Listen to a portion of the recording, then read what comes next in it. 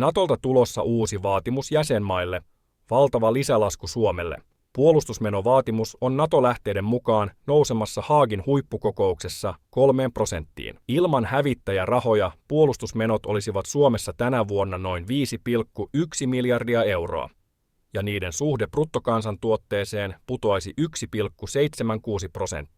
Jotta Suomi täyttäisi NATOssa 3% menovaatimuksen, vuotuista rahoitusta pitäisi hävittäjähankintojen jälkeen korottaa noin 4–5 miljardille eurolla.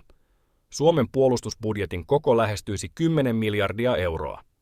Suomalaisilla poliitikoilla on epäilemättä vaikeuksia löytää vaadittavia miljardeja. Ihmiset odottavat panostuksia terveydenhuoltoon, sosiaaliturvaan ja koulutukseen. Puolustukseen käytettävät lisämiljardit ovat pois niistä. Mitä mieltä olette, onko NATOn uusi vaatimus hyvä vai huono Suomen kannalta?